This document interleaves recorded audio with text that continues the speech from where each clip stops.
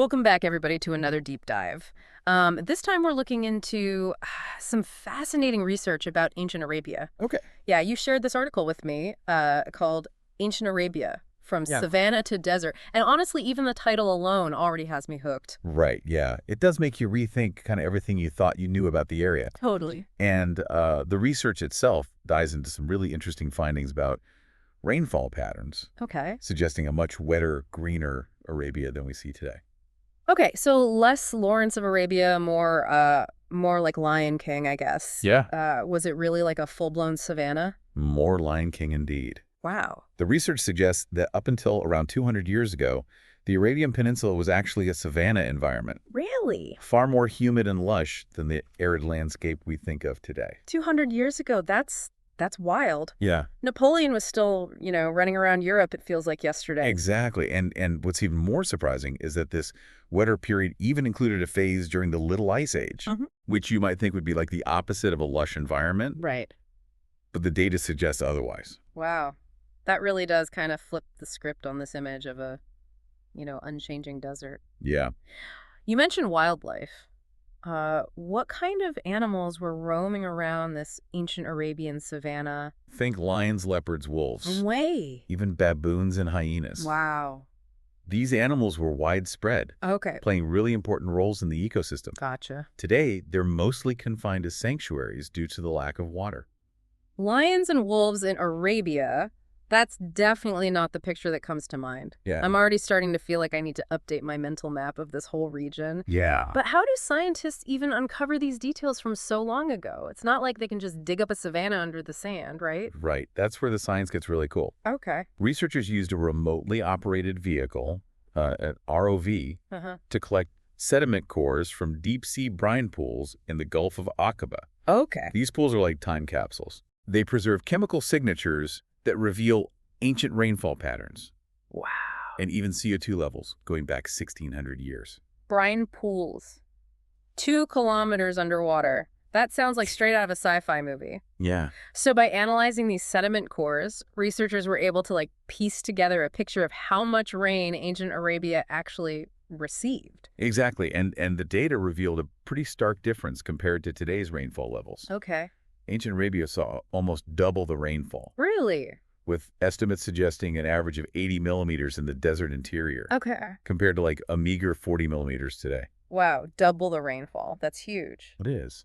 But for someone like me who's kind of used to thinking in inches rather than millimeters, sure. Could you put that into perspective for me? What does that difference actually mean in terms of the environment? To understand the impact, it's helpful to think about the threshold for a desert biome. Okay. Which is typically set at 250 millimeters of annual rainfall. Even the wetter coastal regions of Arabia today, with their 130 millimeters of rain, fall well below that mark. Okay. So imagine how much more vegetation and life could be sustained with double that amount. So it's not just a slightly wetter climate. We're talking about a completely different ecosystem. Yeah. Capable of supporting a whole range of plants and animals that just wouldn't survive in today's arid environment. Right.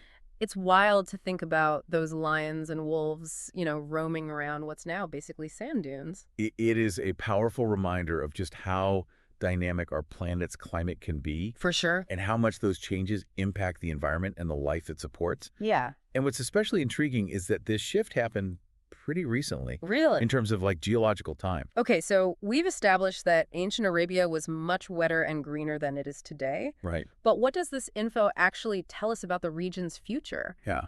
Does this discovery have any implications for the climate challenges facing the Arabian Peninsula today? Absolutely. Yeah. This research highlights the potential for dramatic climate shifts. Okay. And it underscores the importance of understanding past climate patterns to prepare for the future. Yeah. The Middle East is already a climate hotspot. Right. With increasing risks of droughts and flash floods. Yeah.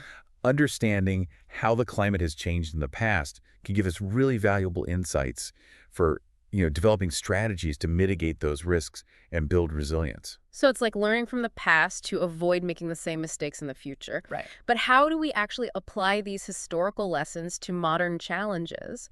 Is there a way to bridge the gap between ancient climate data and actual climate action? One way is by using these insights to inform development projects and policies. Okay. For example, your notes mentioned INUM. the ambitious megacity being built in Saudi Arabia. Right. Understanding the region's past climate variability can be crucial for ensuring the long-term sustainability of these kinds of projects. Neom, a futuristic city in a region with a volatile climate history.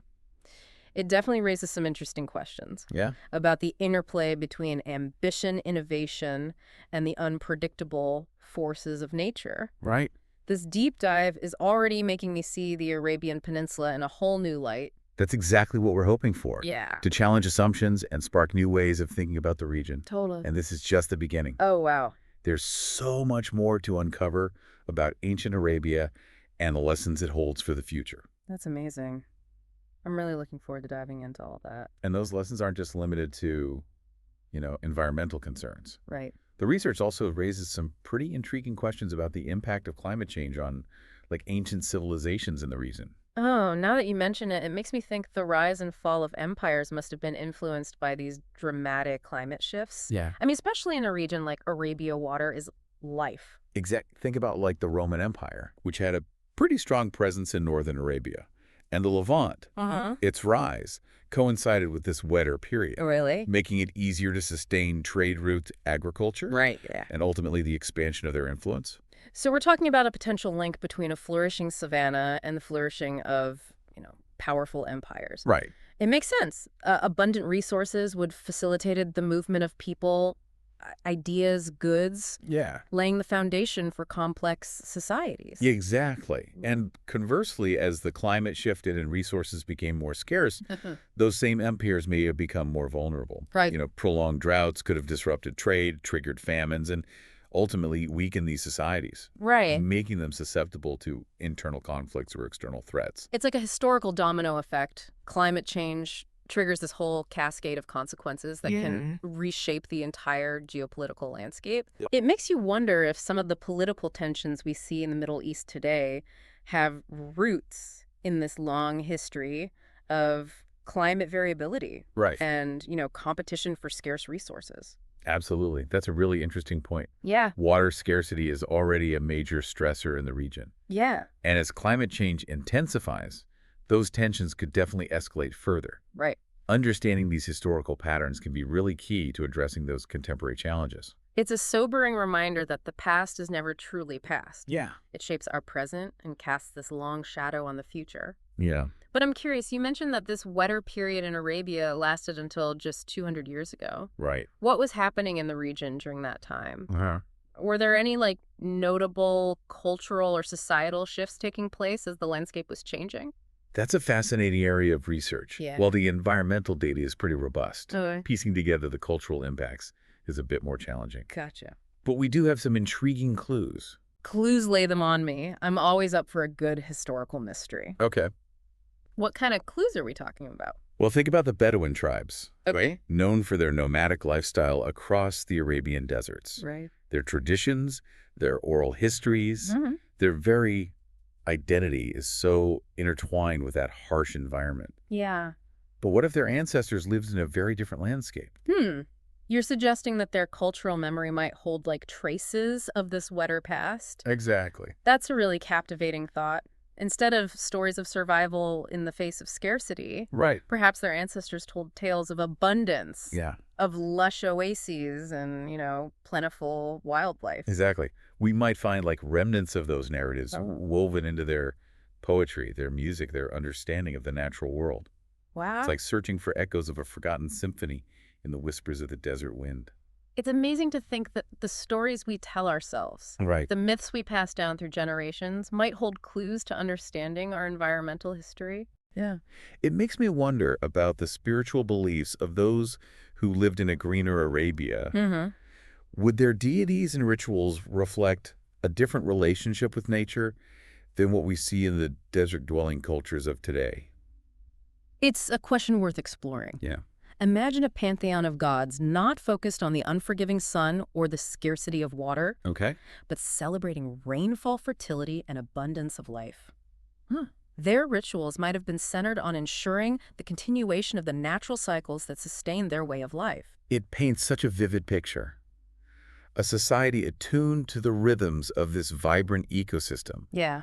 Their spiritual beliefs reflecting the abundance all around them. Yeah. And as the climate shifted and the landscape transformed, wouldn't those beliefs and practices have evolved as well? Absolutely. They would have had to adapt to that changing environment, Right. both physically and spiritually. Right. Their stories, their rituals, their entire worldview would have shifted in response to that changing landscape. Wow. It's a testament to human resilience and adaptability. It's fascinating to think about how deeply intertwined human history is with the natural world. Yeah. Our stories, our beliefs, even our identities are shaped by the landscapes we inhabit. Right. And as those landscapes transform, so too do we. It's a reminder that history isn't just a collection of dates and events, Right. but a dynamic interplay between humans and their environment. Yeah. And understanding that interplay is crucial for navigating the challenges we face today. Okay, so we've explored the potential impact of this wetter period on ancient empires, Right. even on the cultural memory of the region. Right. But let's zoom back in on the science for a moment. Okay. You mentioned that the research relied on analyzing sediment cores from deep-sea brine pools. Right.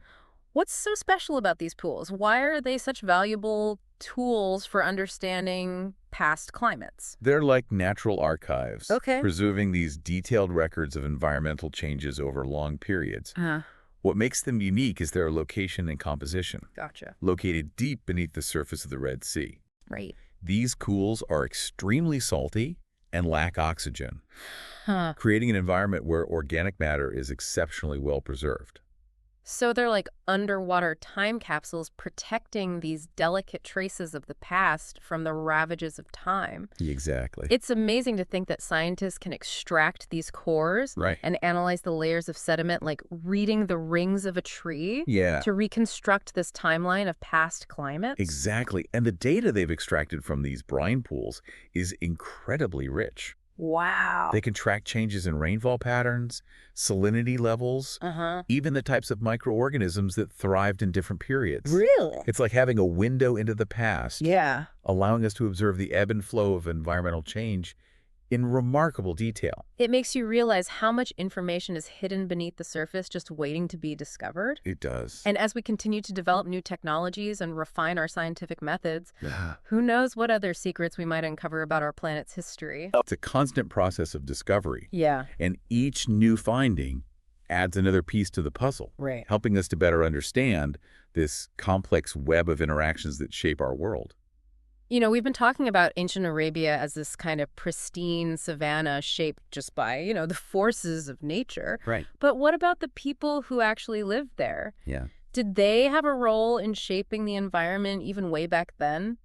It's a really good question. And it kind of challenges this romanticized idea of humans, living in harmony with nature. Right. While we don't have like a complete picture, there's Okay. more and more evidence that early human activities did leave their mark on the Arabian Peninsula.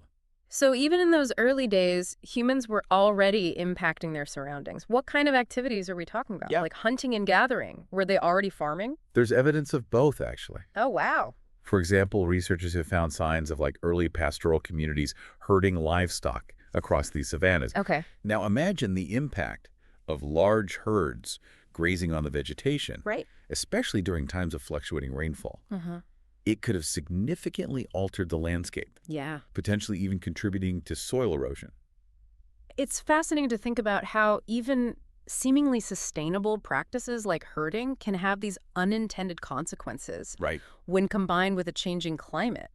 Were there any other ways in which those ancient inhabitants were shaping their surroundings? There's also evidence of early agriculture in some parts of the peninsula, Okay. which would have required clearing land for crops Right. and potentially diverting water resources. Mhm. These activities, while essential for, supporting growing populations, Yeah. could have altered local ecosystems and water cycles.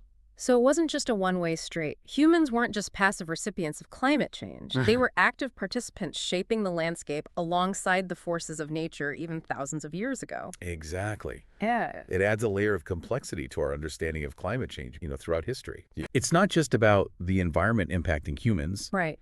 but also how humans impact the environment, sometimes in ways we might not even fully understand. That's a good point.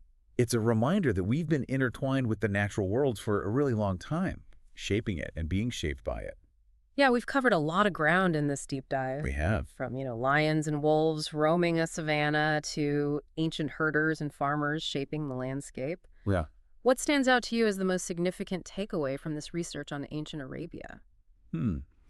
For me, it's the realization that Arabia's past is so much more dynamic and nuanced than this stereotypical image of, unchanging desert. Yeah. It really challenges our assumptions All and right. forces us to kind of reconsider the region's history, its potential, and even its vulnerabilities in the face of, a changing climate. I totally agree. This deep dive has really reshaped my understanding of the Arabian Peninsula. It's a good reminder that there's always more to learn, more layers to uncover, more connections to make between the past, the present, and the future. And maybe the most important lesson is that by understanding the past, by acknowledging how complex our relationship to the environment really is, we can make bit more informed decisions about the future. Right. We can learn from the mistakes and successes of those who came before us and hopefully chart a more sustainable path forward. Absolutely. Well said. And on that note, dear listener, we encourage you to keep exploring, keep questioning, and keep challenging the narratives that shape our understanding of the world. Yeah. As we've seen today, the past isn't just a collection of stories. It's a living presence shaping our present and influencing our future. Right. So keep diving deep, and who knows what other amazing discoveries you might make. Thanks for joining us on this journey.